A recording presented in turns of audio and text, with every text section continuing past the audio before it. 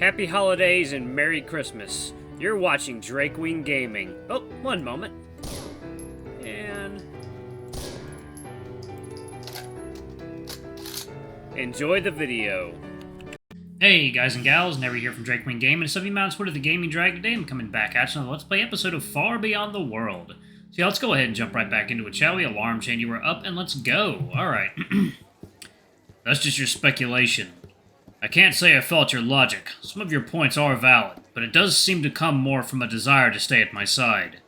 It's selfish, I should know, because if I acted upon my own selfish impulses, I'd take you back regardless of consequences. But I'm not selfish, and neither are you. This isn't about selfishness! I slam my fist into the table, drawing the wolf's weary gaze. He looks to me with a slight pity, which only aggravates me further. Of course it is. That's easy for you to say. You're not the one who'll be stuck alone in an unfamiliar place with nothing but anxieties. Easy, is it? The wolf narrows his eyes. You make the situation all about yourself. Of course I am. I'm the one being left here. Do you really think that at no point I do not regret the situation we found ourselves in? He throws in harshly, his hurt on display in a twisted muzzle. When I found you, I thought it would just be a matter of sheltering you until you got well. Then everything got complicated, with the tribe, the politics, and us. The last part causes him to wince slightly. I came to terms with things that are beyond my control. Why can't you? Because they are in our control, and I'm not giving up on us. In a perfect world, we wouldn't have wars and banishments to worry about. Just endless bliss in each other's company, but unfortunately not all of us could be stuck in a pipe dream. You don't have to worry about any of those things. You're young. You barely came of age. You very much could spend your life in endless bliss if you truly wanted to. It's your desperation talking. I watch as the wolf shrugs, reaching for the mug and taking a deep chug. Once he places it back onto the table, he gives me a more collected look, still somewhat remorseful, still yet betraying some newfound determination. You know I would never run away from my responsibility, and I know you aren't that selfish to expect it of me.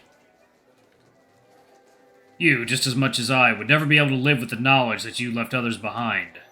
You're selfless and thoughtful. You've proven it beyond any doubt. Don't let despair twist your noble nature. That's not fair. I don't want to have any more of this conversation. You might think of me what you will, but I don't want my opinion of you to diminish. Your opinion of me? I jolt up to my feet in clear outrage at his comment, drawing some attention to our table. Rannoch only shakes his head and hoists up his paws in defeat. Orien, please don't make a scene, he whispers, bidding me to return to my seat.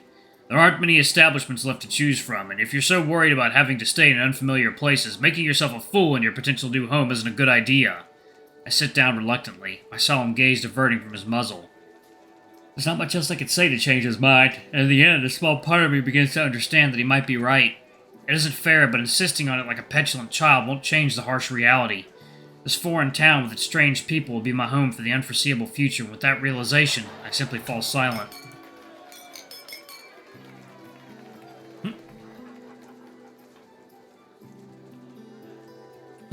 Like toasting to gay sex.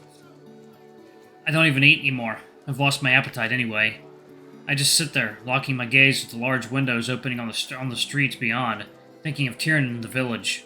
Everyone's probably at the feast now, making merry, glad to be rid of the one thing that set their lives out of a well-worn routine. Whatever false sense of triumph I had during the bath is now completely gone. Once Rannoch's done with his food, we simply return to our room in silence.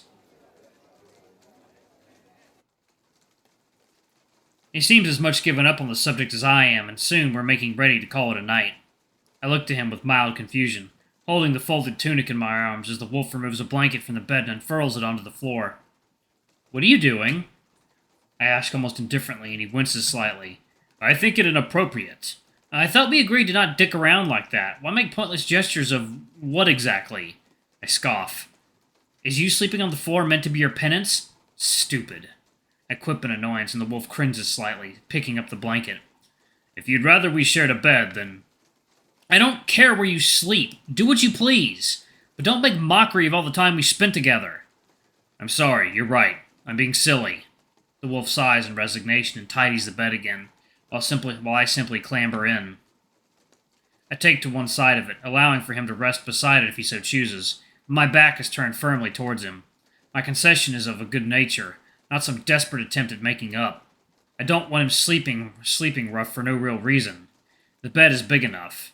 I'm sorry it has come to this, truly, he mutters, laying down beside me as the mattress wobbles slightly under his weight. But you must understand that there is nothing that would justify us coming back together.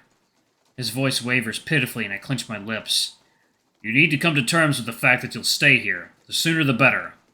I don't respond, desperately trying to keep the moisture out of my eyes. Again, there's not much else to say. Our journey is at an end, and as heavy as I thought it is, it finally sinks in.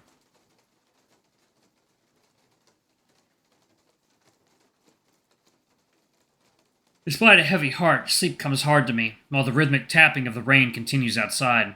Even the feather bed, which is much more welcoming than the tent ever was, cannot send me off to the land of Nod.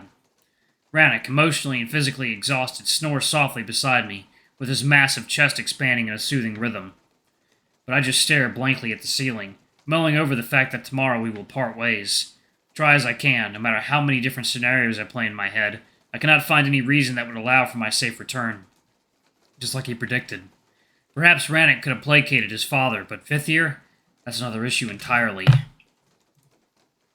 Tea time. There we go. Although I understand his protectiveness of Cora, somehow his sudden shift of attitude towards me leaves a pit in my stomach. There's a fear buried deep inside me that we're looking at it all wrong. Vithir is not what he seems, and at least according to Eroth and Taliesin, doesn't always have the good of his tribe at heart. Sorry, y'all. Which makes me doubly convinced that being sent away is not what's best for the wolves. It could be just wishful thinking, but something doesn't feel right. I can't see Vithir being a traitor. After all, he saved Varric's life. He killed for his friend and shares a deep emotional wound with him. But one doesn't have to be a traitor to be trouble. Whatever those two old wolves have in store, it feels like it involves me being out of the picture. And somehow, I can't see it adding up to a happy ending for everyone involved. I don't want any harm to come their way, but Rannoch seems completely blinded by his loyalty to both of his daddies. Knowing I would be stuck here without any means to help them just eats me inside. Yes, it's a strenuous, torturous night, and the more I realize how helpless my situation is, the more bottomless my pit of despair grows. I don't want to be left alone here. I don't want to start again as an orphan with no one to count on, with no one to ground or to comfort me. As warm trickles of tears finally slide across my face, I bury myself into the pillows and try to rein in my emotions to no avail. I sob there quietly for some amount of time, until desperate and broken, I finally fall asleep. I lay there in the dark and troubled dream, suffocating void crushing down upon my chest, but I am not alone. Why do you cry, child? Why do you suffer so? A strange yet familiar voice echoes through the darkness. What? Who's there? I try to peer into the surrounding void, but the thick pitch almost sticks to my eyes. Oh. It's your mother, dear. Finally, the image of the sitcom woman emerges from the nothingness. I hang my head and sigh heavily. I had a feeling you'd come back to torment me. Torment? It's not me who broke your heart now, is it, Orien? Why the disguise? You know I've already seen through it. It brings you comfort, does it not? She shrugs casually, her lips curling into an almost kind smile. Isn't that what you need right now? Some comfort. You're meant to give it to me? I can give you more than anyone ever could. The woman spreads her arms invitingly, and I can't help but scoff in mild amusement. Why the sudden change of tune? I tried being the disciplinarian. Now I'm trying motherly love. We can make this work, Orien. Somehow, each time she utters my name, it feels as if a needle is stuck into my brain.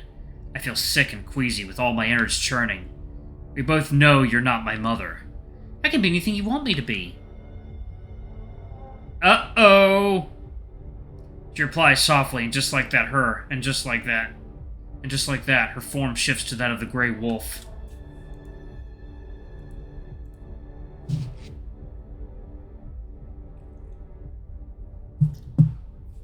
Yeah, this is not good. This is very bad. He stands there, his strong arms confidently resting against his hips. Is this better? His warm timbre resonates with the nothingness, and my eyes well up in anger. How dare you take his form! Too soon? The false wolf snickers, and I swing at his smug muzzle. But before I land, a hit, the figure melts away into nothingness, a soft chuckle bouncing off into eternity. I knew you wanted to hurt me! What was I doing for the ominous one? I'm doing nothing of the sort, but they... I blink, seeing a form of Orissa. Then Vul appears at the different ends of this dark pit of despair. They are a different matter entirely. Cora. Tano. It's too much. I fall to my knees, tears flowing down my cheeks. What the fuck is going on? Poor Orien. Finally, the familiar female figure reappears in front of my eyes. Led astray by the very people he so eagerly trusted. Stop calling me that! I snap out, again feeling the name akin to a hot brand pushed into my skin. You're alone here, you know that. With no one you can rely on. No one you can trust. It's just you and me. Let me be your comfort. Mother always knows best. You're not my mother! I yell out in anger, but as much as I want to stand up and square off with the entity, I can't, feeling my strength abandon me almost as if drained. You're not my mother. I repeat in a more pitiful tone. Not the one I once had, nor a new one in the cosmic sense. I know you weren't the one who brought me here. I feel it in the fiber of my being. And that may be true. I blink, looking to the creature with surprise, and the woman smiles. If it's honesty you strive, you shall have it. But tell me, where is the one who gave you this new life you so cherish? You were left abandoned, guideless and alone, like so many unwanted children are. I might not have given you life, but I'm the closest thing to mother you'll ever have. As surreal as it seems, I feel as if the nothingness surrounding me closes in. It's hard to breathe and I almost sink into the blackened floor, but then another voice pierces through the void. Kaylin. What? I look up, as if towards the source of the sound, and so does she. And so the lies begin anew. The woman speaks through a casual shrug. The only lie here is you. I'm done playing games. Leave me alone. Leave? Orien, you and I are one. She smiles, but I'm having none of it. Leave me alone and never come back! Wake up, please. Her false light cannot begot happiness. Only pain shall await you there, and within the shadows, I will be watching. I don't care! I shout out, and this time a bright flash of light shoots through the darkness for a moment, stunning us both. I want to wake up! I state, and to my surprise she nods. Very well then. Run along, little firefly, but you'll see. You'll beg me to come back soon enough. And then she fades to black. I wake up, restless and unsettled. My rattled chest almost like a cage with a startled canary inside. Relax. Breathe. The wolf asks in a worried tone, pointing towards his own chest. He's guiding me down from yet another panic attack. Do you remember? I nod, following cues from his own relaxed inhales. Okay. That's right. Slow and steady. Breathe. He continues his encouragement and eventually sighs heavily, finally composing himself enough to look around. It's pitch dark, and the wolf hovers above me, reminiscent to our very first night. Sharing a bed in our current situation is awkward enough, but having Rannick looking at me with his worried, knowing eyes is even more so. Everything's all right? He asks in that genuine, concerned tone of his, and I cringe a little. You've been panting heavily the last few minutes. I tried to wake you up, but nothing worked. Yeah, I'm fine. Just a bad dream. I straighten up, looking at the darkness beyond the window. It's still middle of the night. He mutters, following my gaze with his. I bet he can sense how upset I am, as my heart almost feels ready to leap out of my chest.